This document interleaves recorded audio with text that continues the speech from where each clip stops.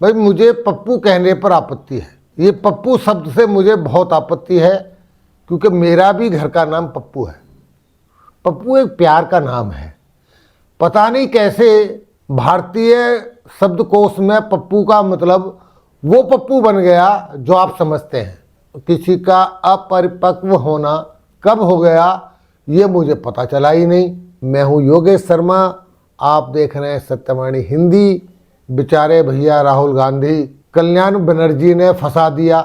ममता बनर्जी कहती हैं कि कल्याण बनर्जी जो एक्टिंग कर रहे थे पार्लियामेंट परिसर में, संसद के परिसर में, जो उछल के बंदर की भांति नाच रहे थे, वो पता चलता ही नहीं। सारा दोष तो पप्पू भैया का है, सॉरी राहुल गांधी जी का है। राहुल गांधी ना वीडियो बनाते ना बात खुलती, ये भी दोष राहुल गांधी पर मर दिया।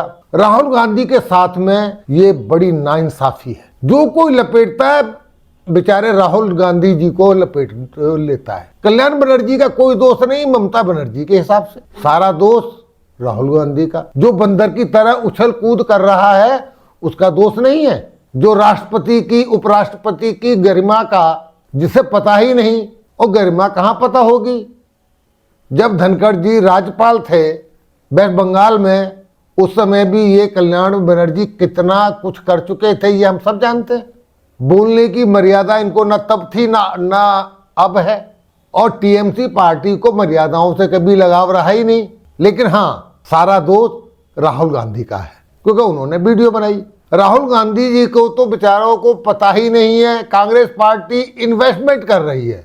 कई साल से Sonia Gandhi and company, Congress and company investment पे इन्वेस्टमेंट किए जा रही है, और सारी इन्वेस्टमेंट बेकार जा रही है। पीएम बनने का सपना लिए हुए सारा धन व्यर्थ जा रहा है। सैकड़ों करोड़ रुपया कांग्रेस पार्टी खर्च कर चुकी है। अब उन्होंने 138 रुपया, 1380 रुपया, 13,800 रुपया, 1,38,000 रुपया का चंदा मांगना शुरू कर दिया है।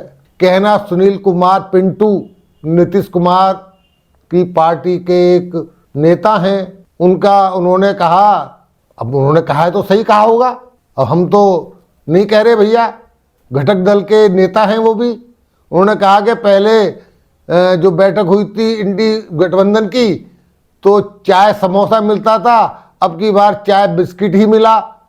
कांग्रेस पार्टी ने कह दिया हमारे पास तो पैसा ही नहीं है, तो 138 से लेके बेचारे चंदा मांग रहे हैं, क्योंकि बहुत सारा पैसा राहुल गांधी को सक्सेस बनाने के ऊपर खर्चा हो गया। सारी इन्वेस्टमेंट बेकार जा रही है। फिर भी पप्पू नहीं, राहुल गांधी पास नहीं हो पा रहे। अब बेचारे क्या करें, बिस्किट से काम चलाना पड़ेगा। 350 करोड़ रुपया पकड़ा जा रहा है, तो पैसा बचेगा कहां से? सारा पैसा तो पकड़ा जा रहा है ना। अब बीजेपी का तो पैसा था नहीं, बीजेपी का होता तो पकड़ा न जाता, कांग्रेस का तो पकड़ा ही जा रहा है। दूसरा, ममता बनर्जी बड़ी घाघ हैं। खरगे जी का नाम पीएम के लिए उछाल दिया। अरविंद केजरीवाल ने तुरंत ही उसको सेकंड कर दिया। खरगे जी प्रधानमंत्री बनेंगे, राहुल गांधी क्या करेंगे? 12 सदस्यों ने तुरंत ही सपोर्ट कर दिया उस नाम को, अनुमोदन कर दिया जी कि अगले प्रधानमंत्री खड़गे साहब होंगे। खड़गे जी की तो बल्ले बल्ले हो गई। अब राहुल जी के सपोर्ट में तो कोई नहीं रहा। नीतीश कुमार जी ने एक और झटका मार दिया। उन्होंने कह दिया कि भारत का नाम, इंडिया का नाम इंडिया नहीं हो सकता, भारत ही होगा। सोनिया गांधी का तो मुंह फटा रह गया। वो तो भारत से भारत का नाम ही हटाने वाली थी। वो तो कह रही थी कि भारत का तो भारत नाम होना ही नहीं चाहिए, इंडिया ही होना चाहिए। नीतीश कुमार आजकल इंडिया अलायंस से अलग चल रहे हैं। अगर आप मेरे वीडियो देखते हैं तो आपने देखा होगा कि मैंने 3 महीने पहले, शायद 2 महीने पहले एक वीडियो डाली थी कि ये गठबंधन चलेगा नहीं, और इस बात के मैंने कई प्रमाण भी दिए थे कि किन कारणों से ये गठबंधन बनेगा नहीं। अगर बन गया तो चलेगा नहीं, अगर चल गया तो सक्सेस नहीं होगा, और अगर ये सत्ता बनाने तक आ गए तो सत्ता में सरकार नहीं बना पाएंगे, और अगर सरकार बना पाए तो सरकार चला नहीं पाएंगे। ये पक्की बात है। वैसे नौबत यहां तक नहीं आएगी। अब जो नए लक्षण आ रहे हैं उसमें क्लियर दिख रहा है कि यहां तक ये नौबत नहीं आएगी कि ये सरकार बना पाएंगे, क्योंकि अखिलेश यादव पीडीए की भाषा बोल रहे हैं, क्यों ना बोले। उनके जो नेता हैं वो बोल रहे हैं कि भैया यूपी की तो 80 सीटें हमारी हैं, हम किसी को देंगे नहीं एक भी सीट, क्योंकि यूपी में तो हम ही लड़ सकते हैं।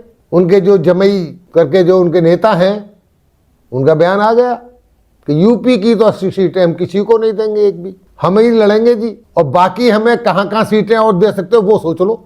तो कैसे बनेगा गठबंधन? क्या गठबंधन बनेगा राजस्थान में, एमपी में? भाई उधर कम्युनिस्ट वाले ममता बनर्जी को देखना भी नहीं चाहते, बर्दाश्त करने के लिए तैयार नहीं है। राहुल गांधी के साथ कोई दिख नहीं रहा, क्योंकि राहुल गांधी का जो एक उद्देश्य था वो 3 राज्यों में हार के बाद फेल हो गया। वो एक अपने आप को जो वेटेज देना चाहते थे 3 राज्यों में जीत का, वो उन्हें मिल नहीं पाया, तो वैसे ही उनका भार स्वतः कम हो गया। तो इन सब लक्षणों के साथ दिख रहा है कि अब आगे दाल गलने वाली नहीं है, ये इंडी अलायंस आगे चलने वाला नहीं है। अब जरा बात करते हैं जो संसद में गतिरोध चल रहा है। 141 सांसदों को जो सस्पेंशन हुआ है, निलंबन हुआ है, ये सरकार का कृत्य नहीं है। इन्होंने जानबूझकर खुद को निलंबन कराया है, क्योंकि सब जानते हैं कि ये जो सत्र का अभी सरकार के जो लास्ट दिन चल रहे हैं, आगे तो नई सरकार आनी है सॉरी, तो सब जानते हैं कि अभी इस समय ये जो पब्लिक की सहानुभूति समेटने का टाइम है, तो इस वजह से ये सब कुछ चल रहा है। जब एक बता दिया गया कि भाई तख्ती लगाकर ये सब करके नहीं आना है, जानबूझकर आया गया, जानबूझकर ये सब लोगों ने बेल में आके उधम मचाया, जो संसदीय परंपराएं उनको तोड़ा गया जानबूझ के संसद के काम में अवरोध डाला गया। महामहिम राष्ट्रपति हैं द्रौपदी मुर्मू, उनका एक बड़ा ही संवेदनशील ट्वीट आया है। उन्होंने बड़ा दुख जताया है इस बात पर जो उपराष्ट्रपति धनखड़ जी के प्रति व्यवहार किया है इन लोगों ने, उस पर बड़ा संवेदनशील ट्वीट उन्होंने एक किया है, और उन्होंने फ्रीडम ऑफ स्पीच का जो अधिकार है उसके साथ में इनको मर्यादा का पालन करने की नसीहत दी है। लेकिन देखिए भाई साहब, राजनीति में नसीहत वसीयत कुछ नहीं होती, सब अपने टाइम का फायदा उठाते हैं, वही सब कुछ चल रहा है। उधर मोदी जी ने भी धनखड़ जी को फोन करके कहा है, जैसा कि धनखड़ जी ने ट्वीट करके बताया है कि मैं तो 10 साल से गालियां खा रहा हूं विपक्ष की, पर एक संवैधानिक पद पर बैठे व्यक्ति के प्रति इस तरह का व्यवहार ये असहनीय है, और संवेदना व्यक्त की उन्होंने। और धनखड़ जी ने अपने ट्वीट में ये बताया कि मैं अपने कर्तव्य से पीछे नहीं हटूंगा।